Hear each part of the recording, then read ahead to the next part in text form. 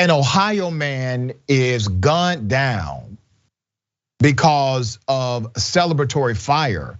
I mean, he's celebrating New Year's. This is a tradition in America. Like it or not, everyone knows this is a tradition in the United States of America. Well, the police decided to shoot and ask questions never. Here's the video.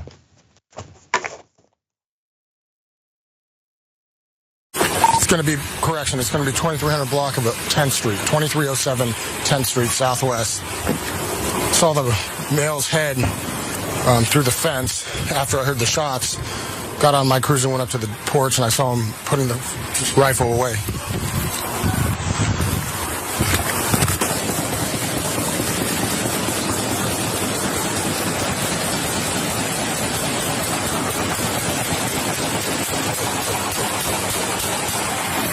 Shots fired, shots fired. Police, get down now!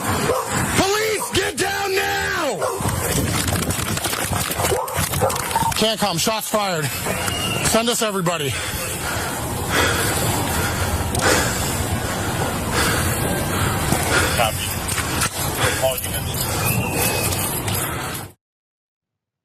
A damn shame. Put up the picture of the man he just killed in that video, James Williams. James Williams is with his wife, Marquetta, okay? This happened midnight on New Year's Eve in Canton, Ohio. Williams, the man who was killed, was firing in the sky, in the air, as were many in celebration of the new year. He was not warned that police were there. He was not told to drop any weapon. They shot indiscriminately. This cop shot indiscriminately into that vicinity. The 4-minute body camera released, the footage released last Wednesday, ends with more officers arriving and the family being ordered out of their home and the police entering their home. Here's the second video. Show me your hands! We got kids inside. Okay. Yeah, get him out. He's the one shooting the gun. I don't have him there right now. Everybody out of the house now. Get everyone out. Everybody out. All the kids out now.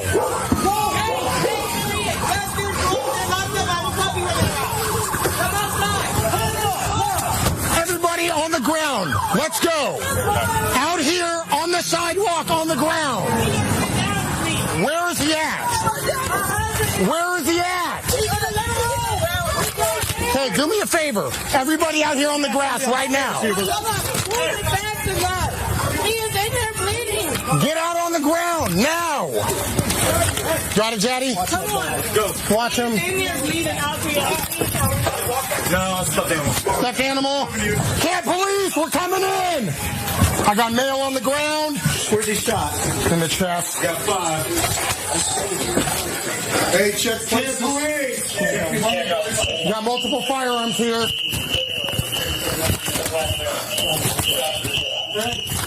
There's body on the back here. Huh? I want you to take notice in this video that the commanding officer is saying, where is he at? Where is he at? Talking about the victim. The reason why he doesn't know where he's at is because the officer who killed him could not explain it, could not say, here's where the person is at. Because the officer that shot and killed this young man was simply shooting in a direction. There was no criminal aspect. There was no one pointing a weapon at any cop. There was no one trying to be criminal against the police. If he would have said, hey, we're the police, you need to put down the gun, or at least put on your sirens. Hey, police here, come on outside, let's talk. Or get on your megaphone and say, hey, police outside, come out, let's talk. Anything would have saved this man's life. He would still be with his wife. His wife would still have a husband. Right now, this very moment. This is why it's so important for us to highlight things like this. When you kill a person, When you kill someone, you kill their potential family. You kill their lineage that would have happened beyond them. You kill the hopes and dreams of their children, their parents and grandparents, those they mentored, their friends. You don't just kill them. You kill a community. Let's put up his picture again. That's James and his wife. He did die from those gunshot wounds. He leaves behind 6 children. 6 children. They are obviously calling for justice in this. He was able to utter, "I've been shot." When this occurred, he was well aware that he had been shot. Initially, he did not know who shot him. His wife said the officer did not announce his presence before firing his gun. We now know that. And she didn't know her husband had been shot until he turned to come inside, and she saw splatter of blood across his chest. According to the report, the initial news release Saturday said Williams was armed when police responded at 12:06 a.m. To a report of gunfire at his house in the 2300 block of 10th Street Southwest, the release said. The officer who was outside his vehicle confronted a subject that began shooting a firearm. The officer, in fear of his safety, fired his duty weapon at the subject and struck him. That's what the report said. The body camera, that footage sheds more light. James Williams' wife, Marquetta, says she joined her husband and other relatives in firing the rifle, as did other neighbors. It was a tradition in that community. She and the others went back inside while her husband stayed to shoot the rifle in the air. This was a tradition for this neighborhood and family. Marquetta said her husband used her AR-15 and fired into the air as they heard their neighbors firing guns into the air as well. He did not have a concealed carry permit, but she does. She said, adding that the gun belongs to her. While the Ohio Attorney General and law enforcement experts expressed their sympathy for the family, Ohio AG blames Williams, saying, and I quote, "It's stupid." Get this now, there's a man dead. And the AG says, it's stupid. An extraordinarily dangerous thing to do, to shoot a gun off in the air, and that's a crime, and it can be a serious crime depending on what the consequences of it are. Really? Really? Is it a crime, Mr. AG, to shoot someone who is not a threat to the police? Isn't that a crime? He said the footage does raise questions regarding the circumstance of the shooting, but asks people to reserve judgment until more facts are gathered. Yep, I got all the facts I need. The officer remains unnamed. They are doing hide the pickle again. You know, when they play that game, I play another game. Let's put up the police chief. Jack Angelo, that's the police chief. And until they release the name of the cop who did this, that will be the face of this murder. Ben Gleib, you saw what happened. Even the attorney general, after saying this was stupid, said, but you know, the shooting did bring some question in my mind. Yeah, it's just mind-boggling how that's what the focus of the statement is. Because regardless of whether it's stupid, I don't disagree that there shouldn't be a ritual of shooting in the air.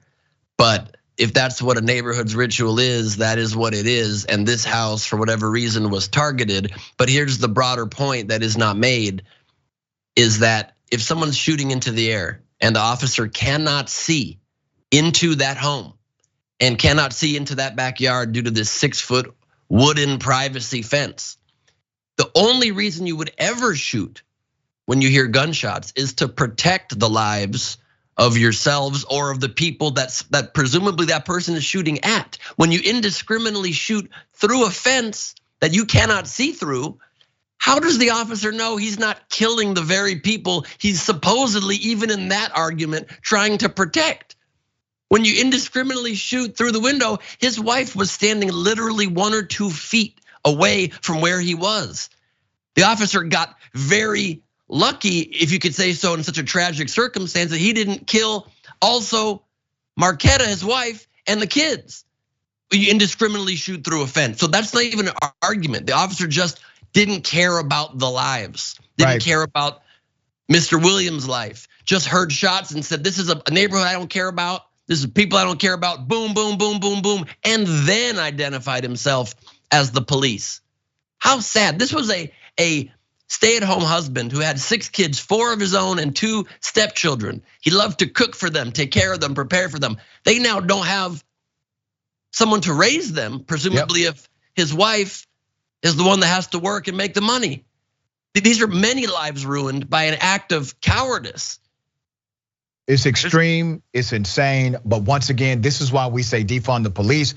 It's not about taking money away from all policing, it's about reprioritizing what policing means to a community.